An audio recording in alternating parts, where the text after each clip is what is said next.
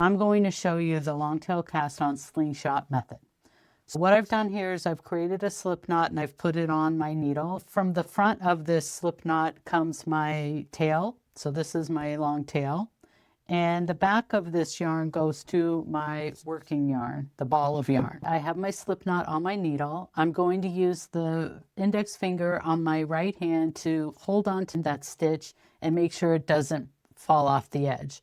I want it close to the edge, but I don't want it to slip off. So I'm going to be in control. The yarn is not in control. You are in control. So hold on to that stitch and make sure it doesn't fall off.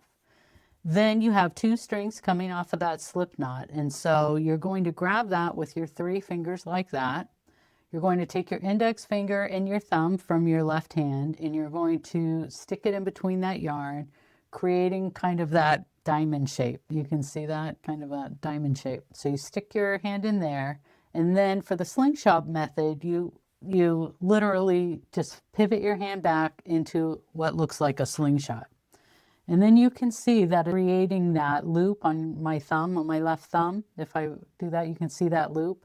And so again, hold on to that stitch, grab that yarn, stick your finger and thumb in between, pivot your hand back so you have that loop. Then you stick your needle into that loop, grab the yarn off your index finger, and pull that through the loop. You remove your thumb and tighten it, and now I have a stitch on my needle. So again, grab that yarn, get your thumb and index finger in there, pivot it back to that slingshot position so you have that loop on your thumb. Put your needle in that loop, grab the yarn off your index finger and pull it back through your loop on your thumb. Remove your thumb and tighten that up. Now I have 3 stitches on my needle. I'm going to do a few more so you can see. Grab the yarn, stick your thumb and your index finger in there, pivot your hand back, in through the loop, grab the yarn, back through the loop, off my thumb, tighten. In the loop on my thumb, grab the yarn on my index finger, back through the loop on my thumb, remove my thumb, and tighten. So you have the slingshot, in through the loop on my thumb, around and grab that yarn off my index finger, back through the loop, release and let go. So in, grab, through, release. In, grab, through, release. In, grab, through, release. So now you can see that I have all these wonderful stitches on my needle. And here's an important tip to remember. A mistake that a lot of beginners make is they cast on very tightly, and it makes it difficult to knit through those stitches on your first round.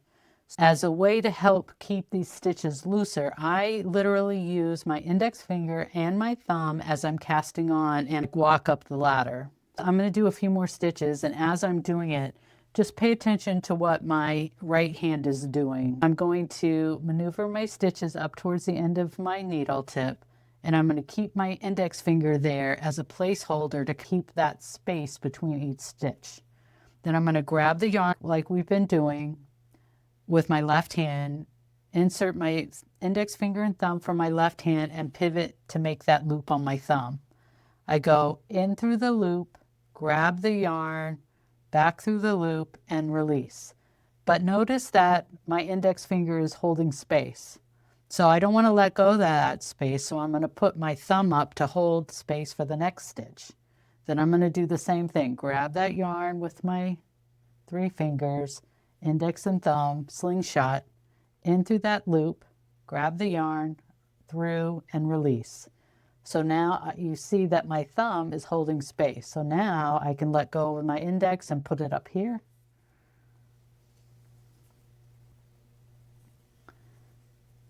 Now I'm using my thumb as a spacer, index finger as a spacer, thumb as a spacer, index finger as a spacer. You get the idea.